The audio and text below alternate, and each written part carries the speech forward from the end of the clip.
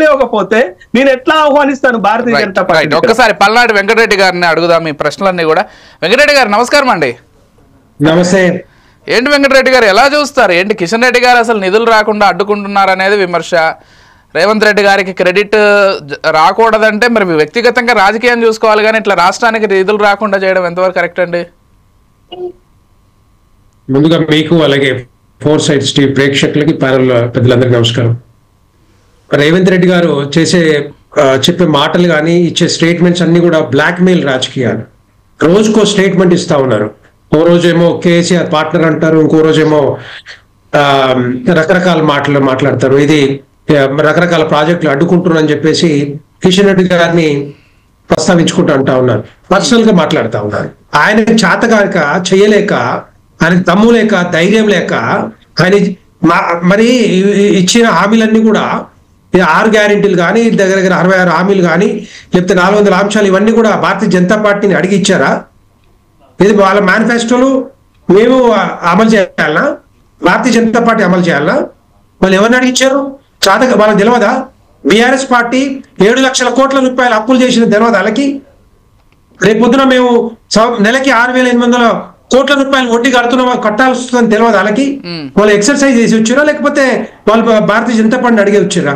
సరే, 6 గ్యారెంటీలు కాదు కదా, 6 గ్యారెంటీలు వెంకటరెడ్డి గారు ఒక్క నిమిషం, 6 గ్యారెంటీలకు సంబంధించి నిధులు ఇవ్వమని నాకు తెలిసి రేవంత్ రెడ్డి గారు వెళ్ళి అడగలేదు. మూసి ప్రక్షాళనకు సంబంధించి అడిగారు, మీరు కాదంటారా, వద్దని చెప్తారా? పోనీ ఔటర్ రీజనల్ రింగ్ రోడ్డుకి సంబంధించి అడిగారు.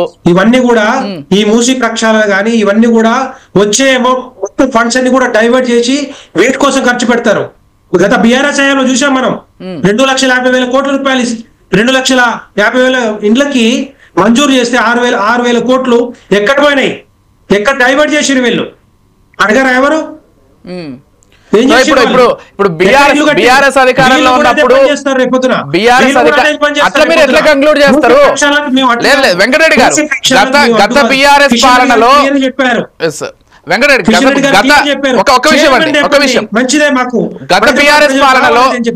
గారు గత బీఆర్ఎస్ పాలనలో నిధులు డైవర్ట్ అయితే అయి ఉండొచ్చు. దాన్ని మీరు బేస్ చేసుకొని ప్రస్తుత ప్రభుత్వానికి నిధులు ఇవ్వకుండా గతంలో అలా చేశారు ఈ రాష్ట్ర ప్రభుత్వం, కాబట్టి ఈసారి ఇస్తే మళ్ళీ డైవర్ట్ చేస్తారు, అందుకని మేము ఇవ్వము, ఇదా సమాధానం? అలాంటిది ఏమి లేదు. దీనికి కూడా టైం వస్తుంది. మీరు చెప్తున్నారు కదా, మీరు చెప్పిన మాట వినండి. వీళ్ళు సబ్మిట్ చేసిందే లేట్ గా సబ్మిట్ చేశారు. డిపిఆర్ ఎప్పుడు సబ్మిట్ చేసారు వీళ్ళు? మూసి ప్రక్షాళనది డిపిఆర్ ఎప్పుడు సబ్మిట్ చేశారు వీళ్ళు? Just before the budget sessions. ఎట్లా అవుతుందంటే నాకు అర్థం కావట్లే.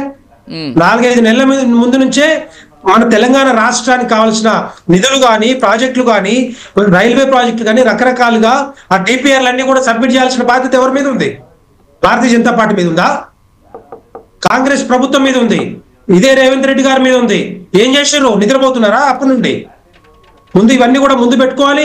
సబ్మిట్ చేయాల్సిన బాధ్యత వీళ్ళ మీద లేదా? డెఫినెట్ గా వస్తాయి. ఎందుకు రావు?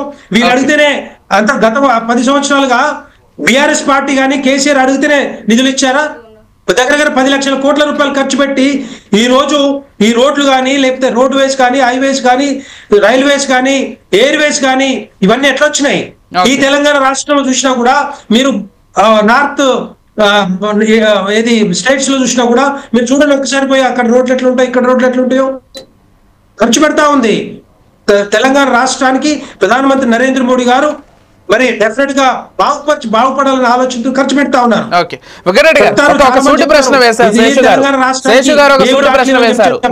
నిన్న మొన్న ఢిల్లీలో అధికారంలోకి వచ్చినటువంటి బీజేపీ యమునా ప్రక్షాళనకు సంబంధించి వెంటనే చర్యలు తీసుకుంటారు, పూజలు చేసేస్తారు, ప్రారంభిస్తారు. తెలంగాణ అడిగితే మాత్రం మూసీకి సంబంధించి ఎందుకు ఇవ్వలేకపోతుంది కేంద్ర ప్రభుత్వం? యమునా నదికి ఢిల్లీ రాష్ట్రం నుంచి నిధులు ఉంటాయి, వాళ్ళు ఖర్చు పెడతారు. కేంద్ర ప్రభుత్వం ఖర్చు పెడతా ఉందా ఇక్కడ? ఈ తెలంగాణ రాష్ట్రంలో ఎవరు చెప్పారు? ఇది మూసి ప్రక్షాళన ఎవరు చేస్తా అని చెప్పారు? ఇదే కాంగ్రెస్ పార్టీ చెప్పింది కదా, కాంగ్రెస్ ప్రభుత్వం చెప్పింది కదా. ఎందుకు చేయలేకపోతుంది? ఎందుకు చేత కావట్లేదు వీళ్ళకి? రైట్. ఇవన్నీ రకరకాల హామీలు ఇస్తారు, మొత్తం తెలంగాణ ప్రజలందరూ మభ్య పెడతారు, డైవర్ట్ చేసుకుంటూ పోతారు. కనీసం వీళ్ళకి వృద్ధులు కనిపించరు, మహిళలు కనిపించరు, రైతులు కనిపించరు, కూలీలు కనిపించరు, తర్వాత ఈవెన్ రుణమాఫీ కూడా కనిపించదు. చేతగాక, ఆర్థిక పరిస్థితి పెంచుకోలేక, ఇన్వెస్ట్మెంట్లు రాక వీళ్ళు కేంద్ర ప్రభుత్వాన్ని వారి కేంద్ర ప్రభుత్వం మీద, ప్రధానమంత్రి నరేంద్ర మోడీ గారి మీద బురద వెళ్తా ఉన్నారు, అట్టగాల్చి మీదేయడం. ఇవే డైవర్ట్ రాజకీయాలు, బ్లాక్మెయిల్ రాజకీయాలు. కిషన్ రెడ్డి గారు అంటే రేపు నిధులు వస్తాయని అనుకుంటున్నాడు ఆయన. ఇది కాదు కావాల్సింది.